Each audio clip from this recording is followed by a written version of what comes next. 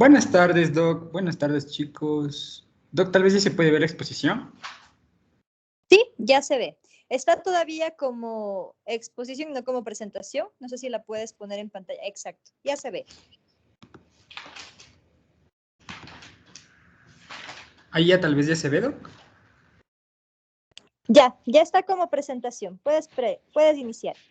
Listo. Entonces, bueno, el día de hoy vamos a hablarles sobre lesiones de pie y tobillo. Entonces, inicialmente vamos a comenzar hablándoles un poquito sobre la anatomía y un recuerdo anatómico y la biomecánica del tobillo y el pie. Ya. Entonces vamos a comenzar. Haciendo una introducción inicial, vamos a tener que el pie va a ser el eslabón más distal de la extremidad inferior. Esta va a ser la base del aparato locomotor y es la más necesaria prácticamente para mantener el aparato locomotor, para lograr marcha.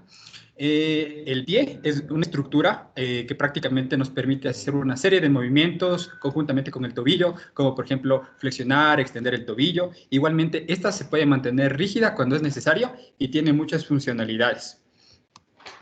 Y pues ahora vamos a poder ver en cambio un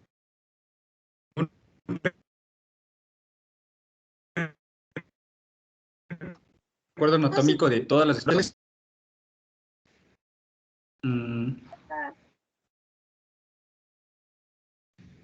Perdón.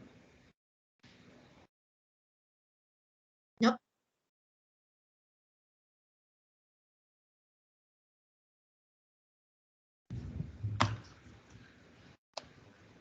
Doc, ¿sí se me escucha?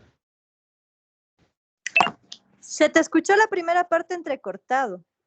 Repíteles, por favor. Ahorita se te escucha bien. Ay, ya, Doc.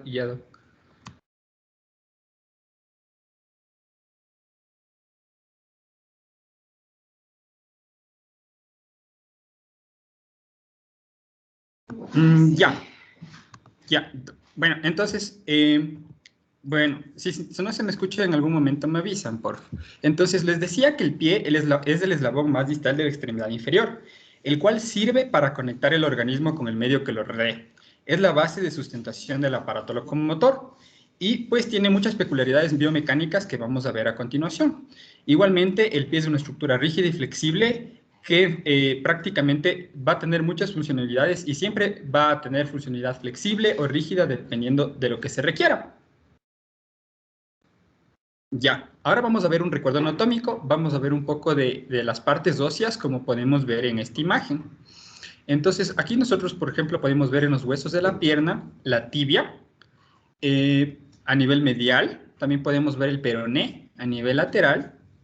Podemos ver ya inferior estos huesos con la articulación astragalina, por ejemplo, ya vemos el hueso astrágalo, vemos inferiormente el hueso calcáneo, también podemos ver el hueso escafoides, el hueso cuboides, también podemos ver las cuñas, que por ejemplo tenemos una cuña interna, una cuña intermedia y una cuña lateral, y también podemos ver los metatarsianos, tenemos 5 metatarsianos, y finalmente lo más distal que vamos a tener va a ser las falanges. Vamos a tener una falange proximal, medial y distal.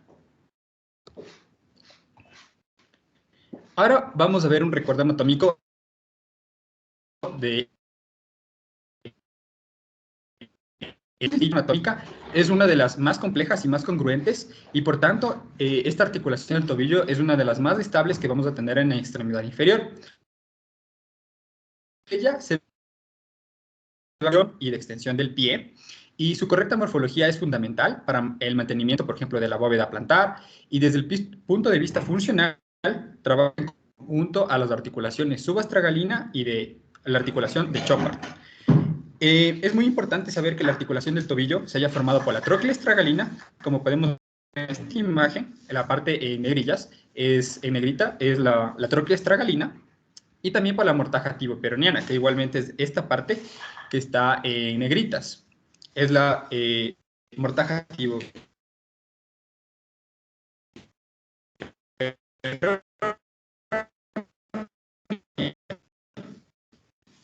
Que vamos a ir analizando posteriormente. Por ejemplo, aquí, en la primera imagen de la izquierda, lo que nosotros podemos ver es la articulación subastragalina. prácticamente nosotros podemos ver todos los movimientos que puede hacer 105 grados, 65 grados, y con que se acopla, por ejemplo, que es esta parte de aquí, con la tróclea astragalina. Ya, ahora vamos a hablar sobre la tróclea astragalina, que es la primera parte que se articula para formar la articulación astragalina. Y pues vamos a tener que la tróclea astragalina es un segmento cilíndrico de unos 105 grados. En el plano horizontal, como podemos ver en esta imagen de la derecha, la tróclea astragalina tiene un ancho de 4 a 6 milímetros en ancho en el plano horizontal, el cual es más ancho en la parte anterior que en la parte posterior. Y en la vista superior, como podemos ver en esta imagen, podemos ver que la tróclea astragalina tiene una forma canalada, es decir, es un poco convexa. Y esto es de utilidad porque prácticamente permite que se encaje perfectamente lo que es la mortaja tiboperonea. Como podemos ver en esta imagen de la izquierda, la primera de la izquierda, cómo es que con esto se logra que se articule súper bien la mortaja tiboperonea a la tróclea. Otra cosa súper importante es que tenemos que saber que hay una curvatura interna y una curvatura externa en lo que es la tróclea astragalina. Y esto es de mucha importancia, porque eso es lo que le permite, por ejemplo, al tobillo y al pie prácticamente al mismo tiempo tener movimientos de flexión o tener, y de extensión, y también tener movimientos de abducción y aducción, por ejemplo. Ya, ahora vamos a tener lo que es la mortaja tiboperonea, que es la otra parte de la articulación. Bueno, la mortaja tiboperonea prácticamente se va a formar de la parte más distal de los huesos de la pierna, es decir, del hueso del tibial y del hueso peroneo. Entonces, en estas partes más distales vamos a tener caras. Por ejemplo, el hueso de la tibia va a acotar a la mortaja tiboperonea con dos caras. Va a acotar con una cara inferior y con una cara externa malleolotibial, mientras que el hueso peroneo va a ayudar a la mortaja tiboperonea con la parte interna del malleolo peroneal. Entonces, en esta imagen de la izquierda, en esta imagen de la derecha, nosotros podemos ver lo que es la cara inferior del malleolo, por ejemplo, que es de la tibia. También vemos lo que es la cara interna del malleolo peroneo, que es la parte que ayuda, por ejemplo, el peroné. Y pues también tenemos ligamentos de refuerzo, como por ejemplo el ligamento peroneo anterior y el ligamento peroneo posterior. Ya. Ahora vamos a continuar, que ahorita que ya vimos lo que es, en parte, lo que es la anatomía del tobillo y cómo es la articulación y demás, ahora vamos a continuar con lo que es la anatomía del pie. Entonces, el pie prácticamente se lo subdivide en tres grandes partes, que va a ser la bóveda plantar, también vamos a tener lo que es el apoyo posterior, o también llamado talón, y vamos a tener el apoyo anterior, o también llamado antepié. Entonces aquí vamos a tener unas partes importantes, igualmente acordándonos de los huesos, pues tenemos la tibia, el peroné, tenemos el astrágalo, el hueso calcáneo más inferiormente que el astrágalo, tenemos en la parte media, por ejemplo, huesos como el escafoides, o también llamado hueso navicular, tenemos las cuñas interna, intermedia y externa, y tenemos los metatarsianos y las falanges. Entonces, vamos a explicar cada una de estas tres grandes partes de la anatomía del pie. Entonces, la primera de ellas va a ser lo que es la bóveda plantar. Entonces, la bóveda plantar es muy importante prácticamente para mantener todo lo que es el pie al momento de la marcha, y pues esta se va a dividir en una parte inferior. Entonces, la parte superior de la bóveda plantar va a tener utilidad porque va a soportar las fuerzas de compresión, y esto prácticamente por todos los huesos que constituyen la bóveda plantar, que ya vimos en la imagen anterior. Mientras que la parte inferior resiste a las fuerzas de tracción, y esto gracias a elementos como, por ejemplo, los ligamentos aponeuróticos, y también en gran parte por los músculos cortos. Es importante saber que todos los huesos del pie es como un rompecabezas, que todo se encaja perfectamente y mantienen la forma del pie. A su vez, igualmente, aparte de que todos los huesos encajen perfectamente como un rompecabezas, también existen ligamentos y existen músculos que mantienen toda esa cápsula articular para que igualmente se mantenga su forma del pie. Entonces, vamos a tener ciertas estructuras que ayudan a mantener el pie. Cuando el pie está de manera pasiva, vamos a tener que, por ejemplo, la cápsula y los ligamentos van a hacer que mantengan su forma. Mientras que en forma activa, sobre todo, principalmente los músculos, son los que ayudan a que el pie mantenga su forma activa.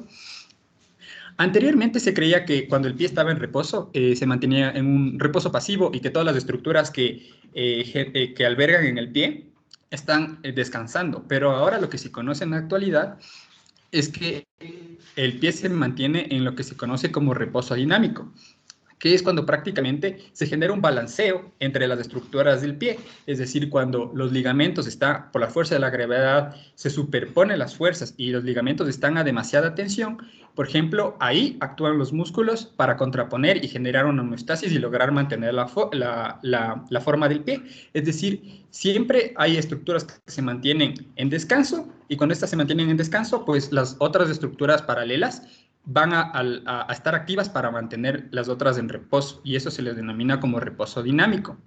Por ejemplo, en esta imagen de la derecha nosotros podemos ver cortes longitudinales, por ejemplo, podemos ver de las partes de, por ejemplo, en cortes longitudinales, por ejemplo, el primer corte, segundo corte, y podemos ir viendo cómo van todas las falanges, cómo van todos los huesos medios, las cuñas, el calcáneo y todos los demás huesos en los distintos cortes longitudinales y cómo va su grado de amplitud. Y también podemos ver, en cambio, en la imagen inferior, en cambio, un corte transversal, cómo van englobados los huesecillos en la bóveda plantar.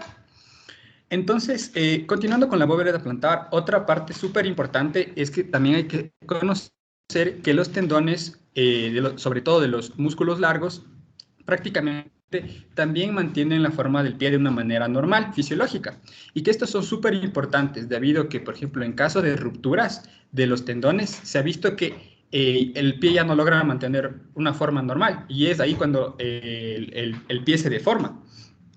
Entonces, es importante entender a punto de vista como que los tendones de los músculos largos representan en el pie las diversas cuerdas que harían, por ejemplo, mover una marioneta y que eso provoca diversos movimientos. El equilibrio entre todos estos ligamentos y tendones con actividad o sin ella mantienen la forma normal y que la ruptura de este prácticamente va a deformar el. Entonces, tener ejemplos, por ejemplo, en cuando tenemos ciertas parálisis y daños, por ejemplo, en estos músculos y tendones. Por ejemplo, cuando tenemos parálisis del grupo extensores del pie, prácticamente es lo que se puede ver, por ejemplo, en la poliomielitis y se deforma el pie. Igualmente tenemos otro trastorno como el pie talo, que es que se genera cuando hay falta de función, por ejemplo, en los flexores y predominan los extensores, como podemos ver en imagen. Y también tenemos, por ejemplo, la deformidad en varo o en valgo, que es en cambio cuando se generan parálisis de los inversores y los eversores. Entonces ahí vemos cómo se genera el pie valgo y se deforma el pie, como podemos ver en las imágenes. Entonces eso cuando se generan esas alteraciones. Ahora que ya vimos la bóveda plantar, vamos a seguir con el talón. Entonces, bueno, el talón prácticamente es súper importante para poder amortiguar el choque durante la marcha que tiene el pie. Igualmente, prácticamente nosotros podemos ver cómo es la forma normal del talón a través de lo que se llama la línea de Helbing. La línea de Helbing, como podemos ver en la imagen derecha, es una línea vertical que pasa por el centro del hueco popliteo, como podemos ver en la imagen, y por el centro del talón. Entonces, ahí podemos ver prácticamente que es una línea de Helbing estándar, normal. Mientras que, por ejemplo, vemos a la derecha, pues una línea ya no muy bien formada. También puede estar normal en el talón cuando se puede desviar hasta 5 grados del valgo. Prácticamente es normal. Y pues finalmente es importante saber que esto del talón pues nos sirve para amortiguar el choque del talón con el suelo durante la marcha. Ya, ahora vamos a hablar de cómo es que se genera pues un mantenimiento del talón en los distintos planos anatómicos. Entonces, por ejemplo, en el plano frontal, el talón prácticamente se va a lograr mantener y con eso evitamos que se generen, por ejemplo, las caídas en valgo o, por ejemplo, la caída en pronación prácticamente del talón. Y esto va a estar evitado por distintos elementos, como por ejemplo vemos para el plano frontal, vamos a tener lo que es el malleolo peroneo, que es un potente tope que colocando la parte externa del astrágalo impide el valgo de este. También tenemos una segunda estructura que prácticamente mantiene el talón en el plano frontal, que es el ligamento interóseo. tiboperoneo, que impide la separación entre la tibia y el peroné, y con ello la abertura de la mortaja, cuyo perfecto cierre y encaje con el astrágalo son básicos para la estabilidad de la región. Y el último elemento en el mantenimiento del talón en el plano frontal es el ligamento astrágalo-calcáneo, de la subastragalina, que impide la separación del astrágalo y el calcáneo. Todas estas estructuras, por ejemplo, las podemos ver en la imagen. Por ejemplo, aquí tenemos justo entre el astrágalo y el calcáneo tenemos el ligamento interóseo. Paralelamente tenemos el ligamento astrágalo-calcáneo y también pues tenemos el malleolo peroneo. Entonces son las estructuras que mantienen la estabilidad del talón cuando está en un plano frontal. Y ahora, por ejemplo, podemos ver en el plano sagital lo que igualmente mantiene el talón son igualmente tres estructuras. Entonces, entre esas tres estructuras tenemos, por ejemplo, el tendón de Aquiles, que transmite la potencia del pie, transmite la potencia del tríceps sural de los gemelos y el sóleo. También tenemos otra estructura, como por ejemplo el sistema trabecular posterior inferior del calcáneo, que está individualizado en el niño formando su epífisis posterior. Y por último, la última estructura tenemos la parte de los músculos cortos del pie, en expresar el flexor corto y el abductor del dedo gordo del pie. Y por ejemplo, aquí podemos ver el aquilio, prácticamente, que es uno de los más importantes en el mantenimiento del talón en el plano sagital. Ya, ahora vamos a ver la última estructura del pie. Y esta es el pie. Entonces, en esta parte es súper importante entender que existe variabilidad en los antepiés de las personas, y esto es totalmente normal. Y esto es debido a que, por ejemplo, existe variabilidad en lo que son las terminaciones de los dedos y de los metatarsianos. Es decir, todas las personas es normal que, por ejemplo, tengan distintas longitudes en los dedos e igualmente distintas longitudes en los huesos metatarsianos.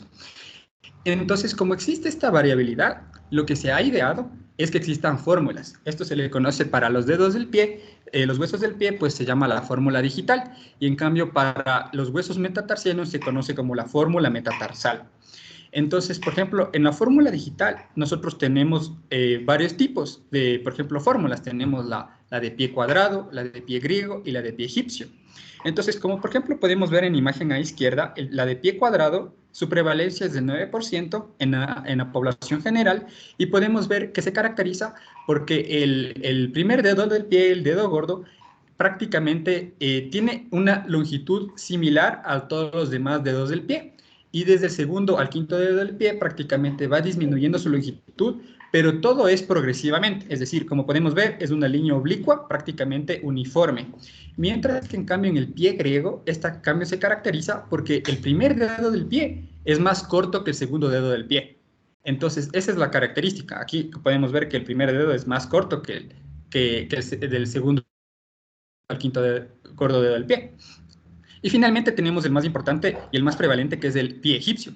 El pie egipcio, en cambio, se caracteriza porque el primer dedo del pie tiene más longitud, una longitud prácticamente que se puede ver respecto al segundo dedo del pie. Entonces, como vemos esta línea, el primer dedo del pie sobrepasa esa línea oblicua normal, y este representa el 69% de la población. Ahora también tenemos variabilidad en lo que son los huesos metatarsales. Entonces, existe la fórmula metatarsal. Igualmente tenemos distintas categorizaciones. Por ejemplo, tenemos el primero que se llama el index plus minus. Entonces, aquí nos tenemos que fijar en esta línea oblicua, un poco horizontal, que prácticamente divide la parte anterior de los metatarsianos. Entonces, por ejemplo, podemos ver que en el index plus, index por el dedo índice, y plus minus prácticamente porque es exactamente igual con los otros 2, 3, 4 y 5 metatarsianos, la línea oblicua prácticamente es parecida. Mientras que en el index minus, en cambio se caracteriza porque el dedo índice, el metatarsiano del dedo índice, podemos ver que es más pequeño, por eso es minus, es menor a los demás en correlación.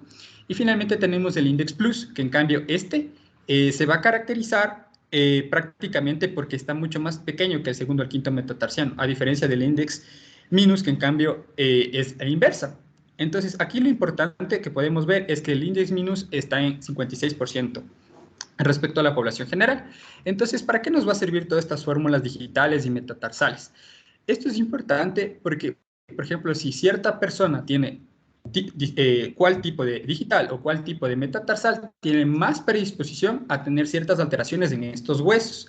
Por ejemplo, vamos a tener que, por ejemplo, si una persona tiene el dedo egipcio, que es el largo en relación a los otros dedos del pie, y aparte tiene un metatarsiano débil, por ejemplo, es una persona que tiene predisposición a formar hallus valgus, como podemos ver en la imagen chiquita.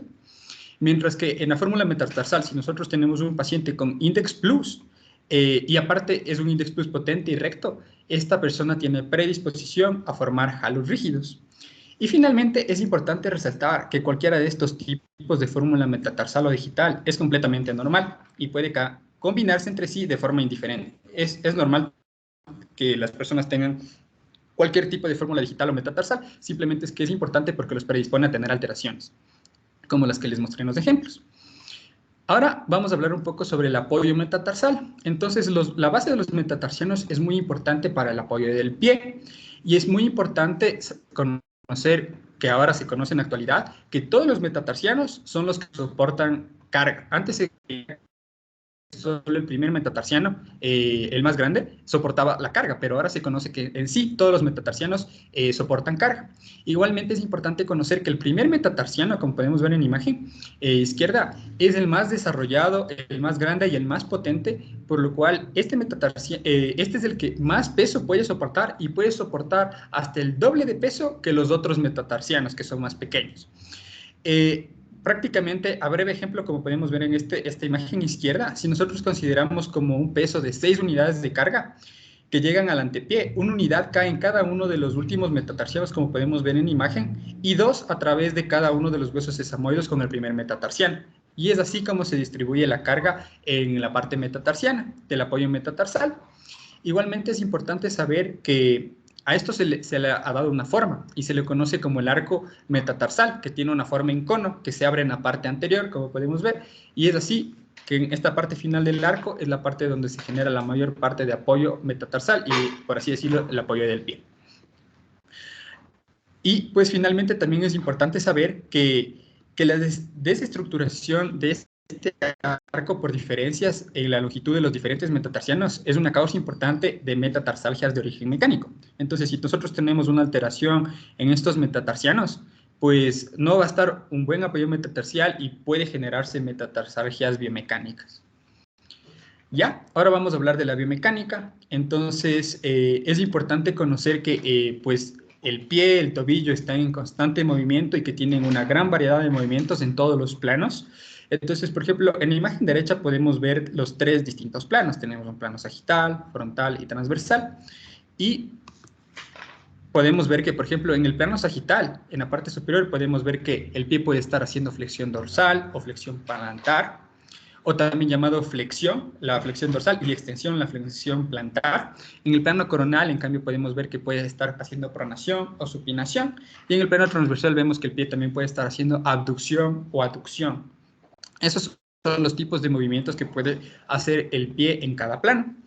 Entonces, es importante para entender cómo se da la cinemática del pie y el tobillo, entender cómo se hacen las articulaciones del pie. Entonces, nosotros lo que vamos a tener en el pie van agrupado para entender bien la cinemática es en 2 tipos, las articulaciones de acomodación y también tenemos las articulaciones de movimiento. Hablando de las articulaciones de acomodación, estas tienen como misión amortiguar el choque del pie con el suelo y adaptarlo a las irregularidades del terreno, mientras que las articulaciones de movimiento, su función es principalmente dinámica, son fundamentalmente para la marcha y en las articulaciones de movimiento tenemos como ejemplo el tobillo y los dedos. Ahora, en cambio, en las articulaciones tenemos como ejemplo la articulación subastragalina y la articulación de Chopard. Ya, ahora vamos a ver prácticamente las articulaciones de acomodación.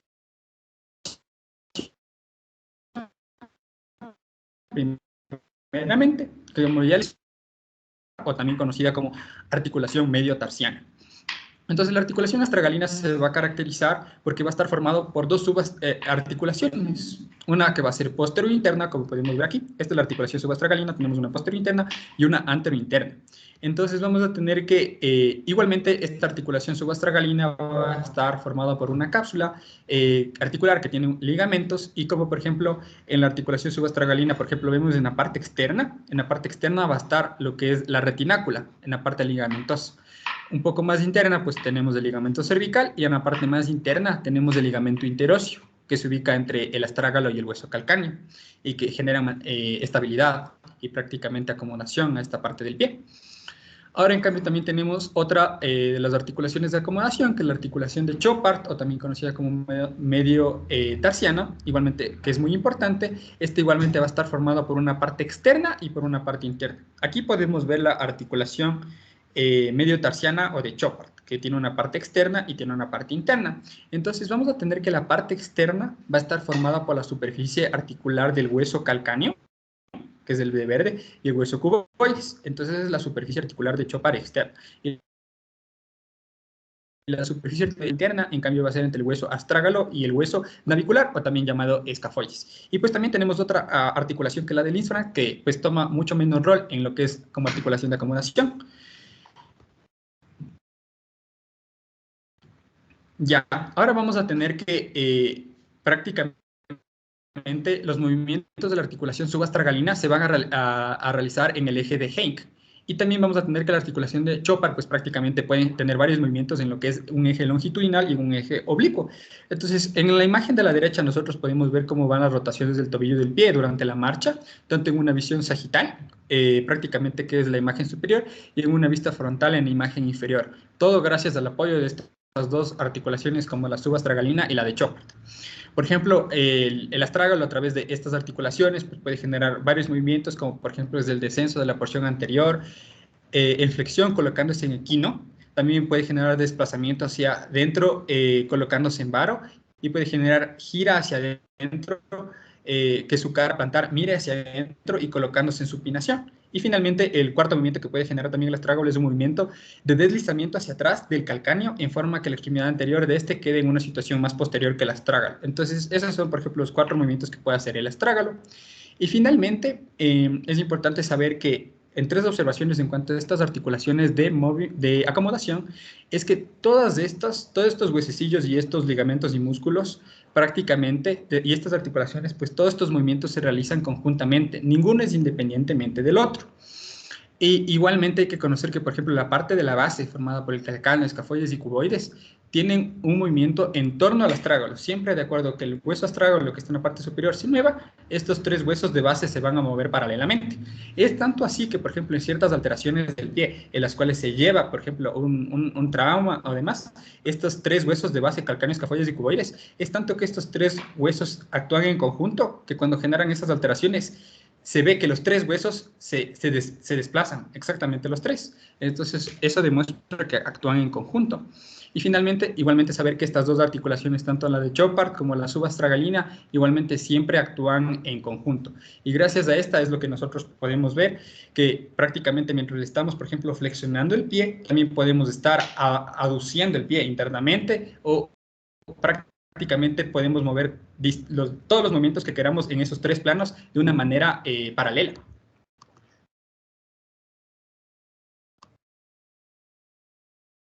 Ya, siguiendo con el tema de antes, vamos a continuar con la articulación de Lisfranc. Esta articulación de Lisfranc, la misión de esta articulación va a ser la adaptación al suelo del apoyo metatarsal.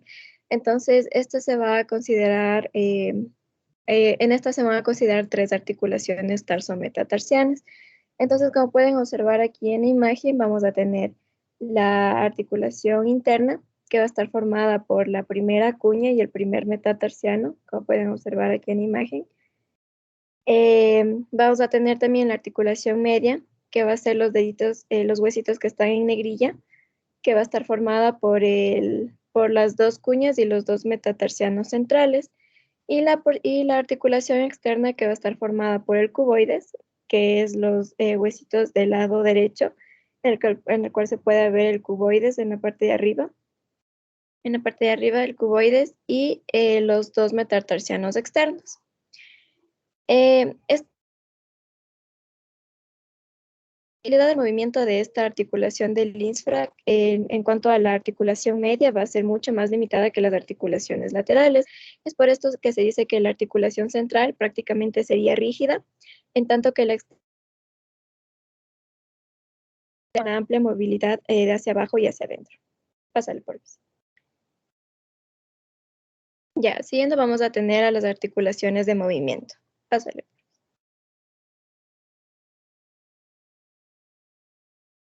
Ya, la primera va a ser la articulación del tobillo. Entonces, el tobillo va a presentar un movimiento principal que va a ser la flexión tanto plantar como dorsal del pie, como les mencionó mi compañero. Bueno, se ha dicho que en cuanto a la dorsiflexión, se puede alcanzar unos grados de hasta 15-20 grados, mientras que en la flexión plantar de 40 a 50 grados. Se menciona que este centro de giro de este movimiento de la flexoextensión se va a encontrar en el astrágalo. Pásale por aquí.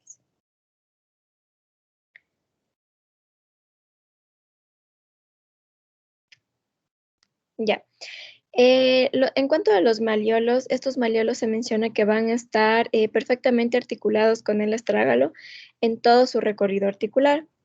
Esta articulación va a impedir la existencia de movimientos de lateralidad del astrálago dentro de la mortaja.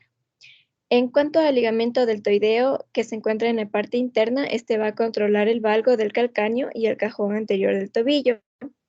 Y en cuanto al ligamento lateral externo, este se menciona que controla el movimiento de inversión del talón, ya que este tiene una peculiar orientación de sus fascículos, con respecto a la mortaja tibio-peronea. Pásale por aquí. Bueno, en condiciones normales se menciona que este peroneo astragalino anterior y el peroneo calcáneo van a formar un ángulo en el plano longitudinal de unos 120 grados. Si el pie se encuentra en una flexión dorsal máxima, este ligamento peroneo astragalino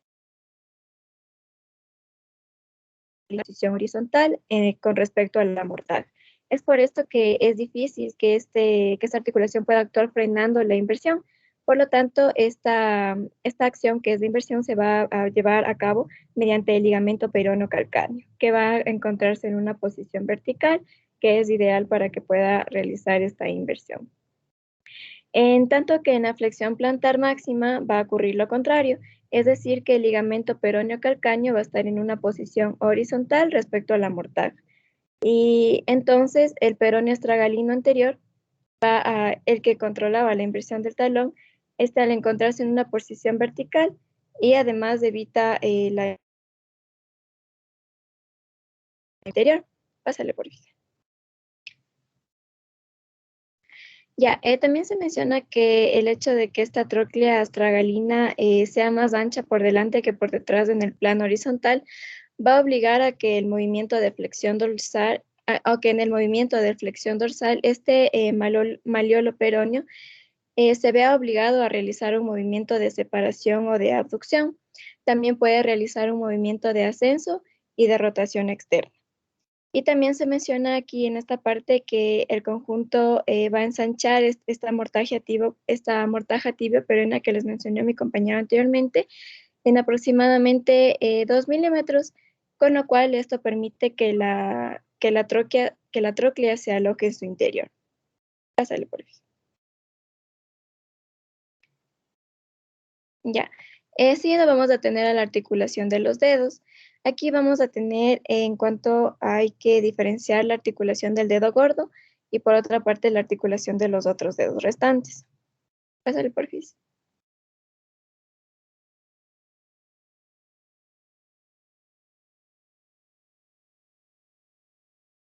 Ya. En esta articulación metatarsofalángica del dedo gordo, nosotros vamos a tener que, además de la cabeza de la cabeza metatarsiana que presenta este dedo gordo junto con la cavidad glenoidea de la faringe, que pueden observar en la imagen aquí, la cabeza metatarsiana y la cavidad glenoidea de la faringe, en su cara posterior van a tener un sistema glenosesamoideo, que como si pueden observar aquí en la imagen de abajito van a ser estos huesitos pequeñitos que se encuentran por debajo del metatarsiano, estos huesitos chiquititos, esas bolitas. Ajá. Entonces, este sistema glenosesamoideo va a estar formado por el cartílago glenoideo, que se menciona que se halla íntimamente con la cavidad de la falange y también con las dosificaciones que ya les mencioné, que son los dos sesamoideos. que se van a unir, bueno, reforzado de esto por el ligamento intersesamoideo. Pásale por favor.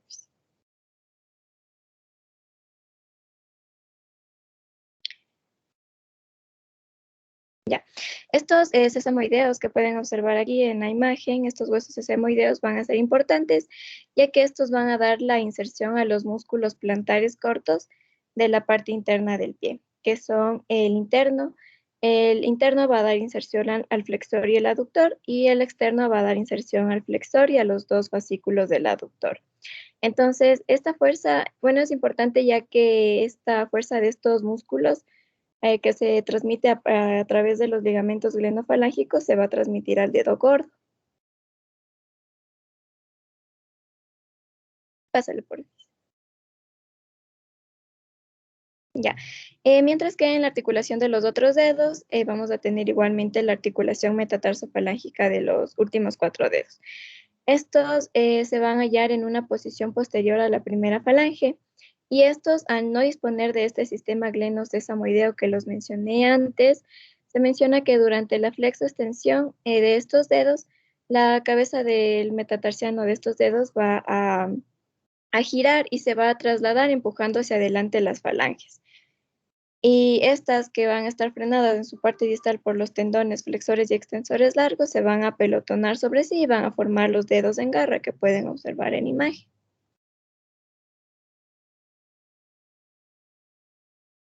Ya. No. Dale pausa aún. Ya. Se menciona que esta en garra no llega a ser completa gracias a los músculos lumbricales que se encuentran aquí en la imagen de la derecha y a los músculos interiores que se encuentran en la imagen del centro. Ya, pásale por favor. Ya.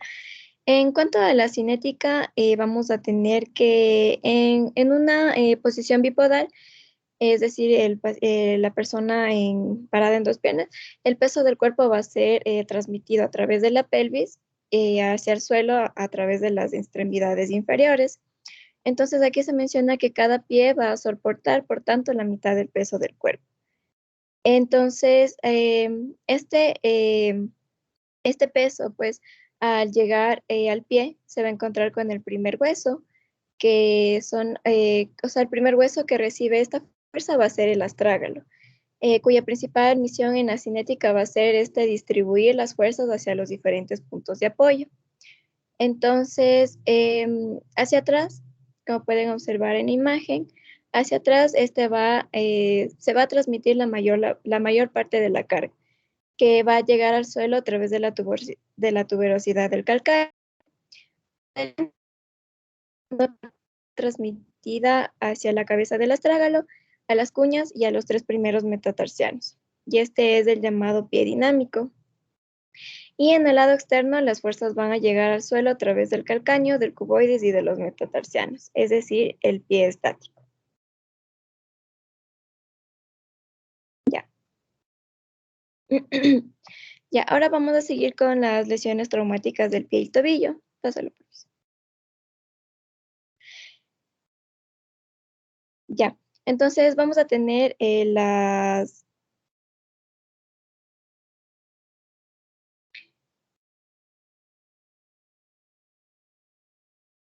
vamos a lesional.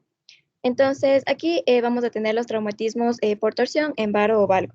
Estos, se menciona que estos traumatismos van a ser indirectos y van a dar lugar a lo que es los esguinces del tobillo y a las fracturas malleolares, ya sea tibial o peroneo.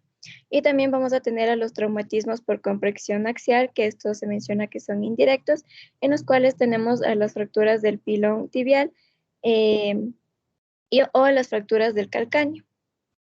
En estas de las fracturas del pilón tibial que les menciono, son las fracturas que se producen en el segmento distal de la tibia y a nivel supramalleolar, mientras que las fracturas del calcáneo, estas son las fracturas que se conocen como las típicas del medio laboral. Pasar el permiso.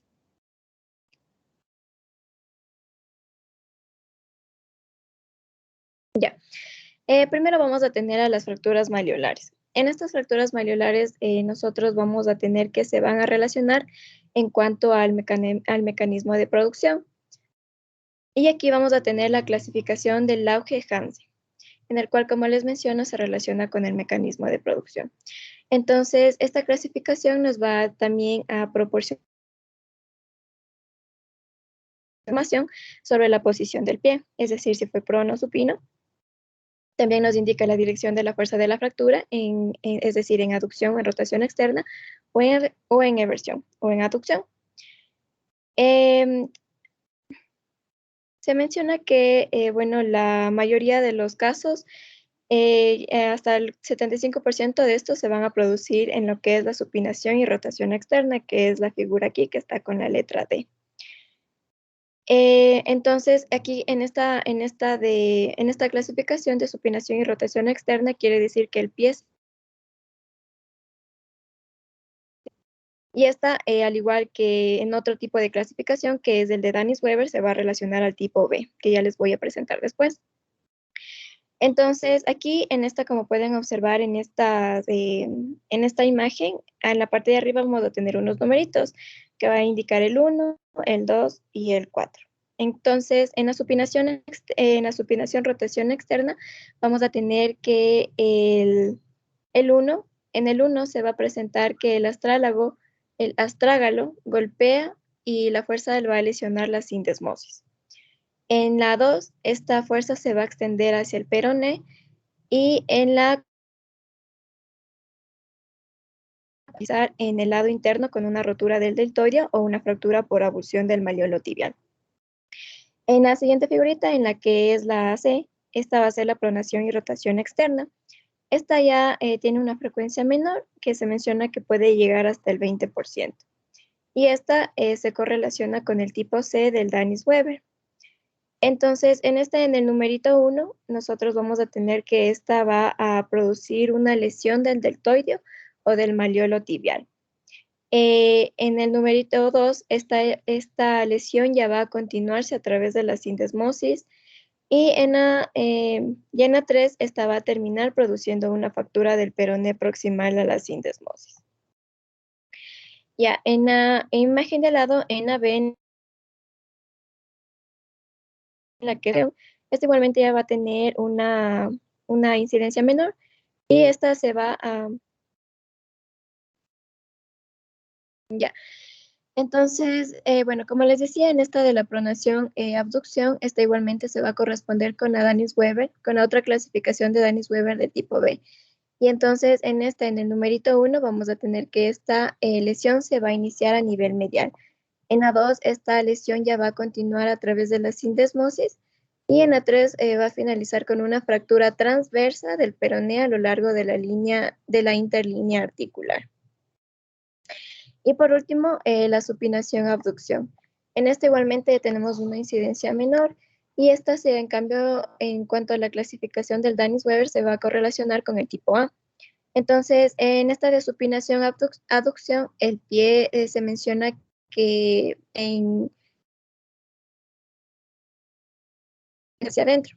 Entonces, aquí en el numerito 1, vamos a tener que se presenta una tracción del peroné y sufre una fractura infrasindesmal. En la 2, el malleolo ya interno ya empuja y se produce una fractura vertical de este malleolo interno. Y en el último vamos a tener que aquí ya se presenta un mecanismo este es un mecanismo de lesión de los esguinces del complejo ligamentario lateral, en el que ya se produce un esguince de este ligamento. Ya, síguele, por favor. Ya, en cuanto a la otra clasificación que les estaba mencionando, la de Danis-Weber, en esta nos menciona que nos va a dar información sobre dónde está la fractura y el pronóstico de la fractura. Entonces vamos a tener 3 tipos. Vamos a tener el tipo A, que es la infrasindesmal, que igualmente la pueden encontrar en imagen. Entonces, esta fractura infrasindesmal, por definición, se va a considerar estable y puede tratarse de una manera conservadora.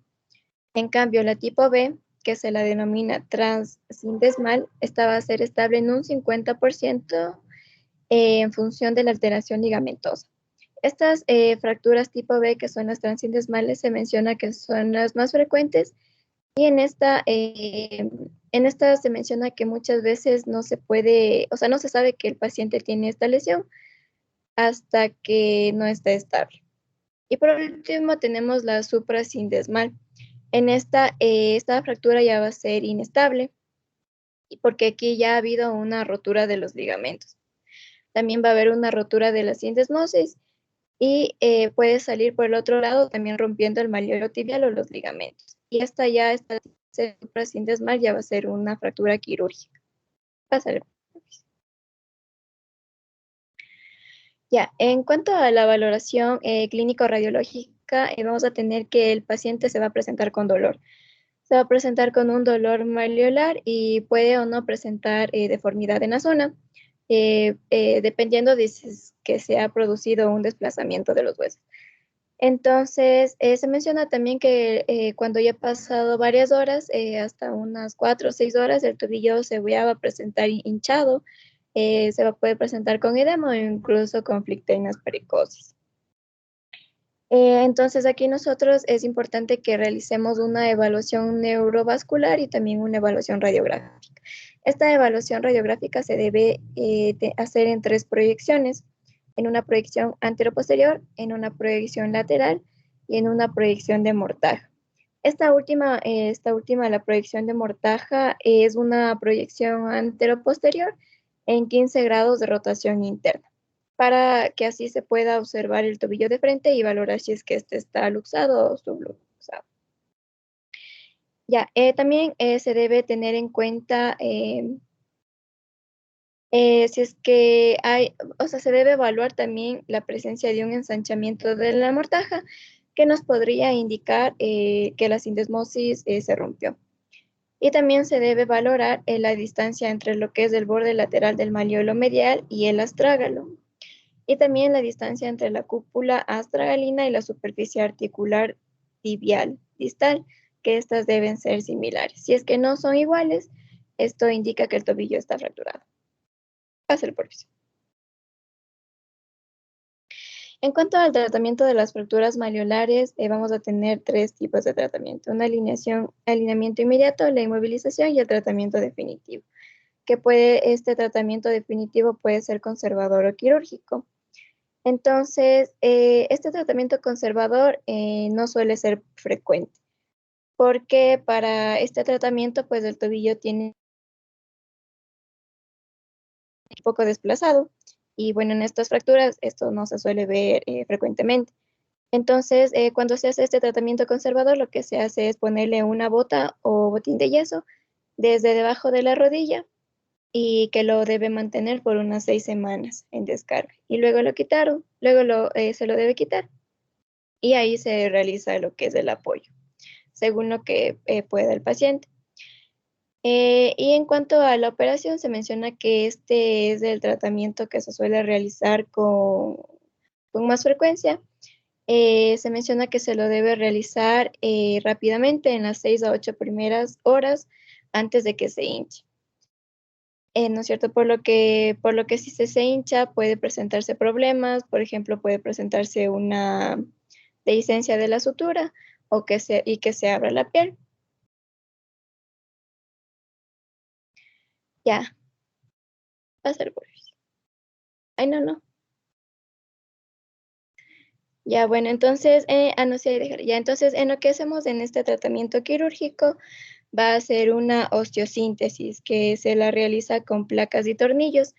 Entonces, como pueden observar, este tratamiento va a evitar desplazamientos secundarios, va a permitir una reposición exacta de lo que es esta articulación, y también se menciona que gracias a este tratamiento quirúrgico se permite una movilización precoz de la articulación después del tratamiento. Pásale por ahí. Listo, Doc. Entonces, continuando con esto, tenemos los esguinces del tobillo. Podemos definir un esguince como la lesión que afecta a los ligamentos que se encuentran alrededor del mismo. Esto por lo general se produce porque la persona se dobló el pie, como comúnmente lo hacen al aterrizar con el pie en flexión plantar. Entonces, tenemos que el ligamento más afectado, por lo general, es el ligamento peroneo astragalino anterior, como pueden observar en la flecha. José, me das el control, porfa.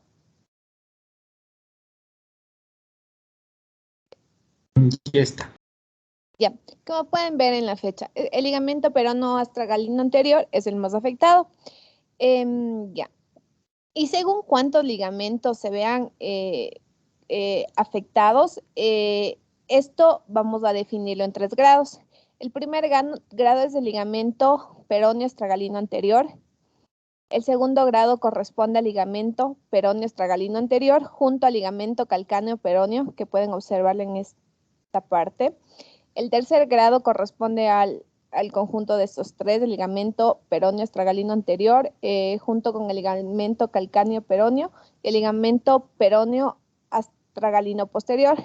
Este resulta ser el esguince de tobillo que es más grave. Ya. Pásale, por favor, yo le paso.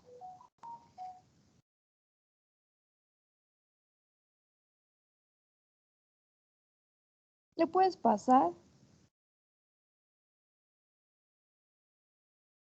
Ya está, ¿no se ve? Yo veo en la misma imagen. Te doy el control ya. Ya, ahí. Gracias. Entonces, cuando sospechamos que hay un esguince, lo primero a realizar es una buena y correcta anamnesis junto a la exploración. Entonces, el paciente en la exploración y anamnesis suele contarnos o hablarnos que les duele mucho cuando apoya el pie en una superficie plana y empieza a caminar. Pero posteriormente hay un periodo de latencia que es aparentemente de 1 a 2 horas, en el cual el paciente se siente bien y posteriormente, a partir de este momento, el dolor empieza a aumentar. Entonces podemos observar que hay dolor, hay inflamación, hay impotencia funcional. Esto podemos diferenciar de una fractura porque la fractura en cambio duele desde el primer instancia y este dolor nunca cede. Ya. Ante la exploración podemos observar un dolor malleolar externo. En el caso de que haya pasado varias horas, ya además se puede observar el edema, la presencia de hematomas y la hinchazón en la área del tobillo. Ya. Los exámenes a solicitar para el diagnóstico resulta importante una radiografía. Sin embargo, la radiografía en esguinces de tobillo se basa por medio de las reglas de Ottawa, en la cual constituyen una herramienta para la correcta indicación de la radiografía en pacientes con enfermedad aguda de tobillo y pie.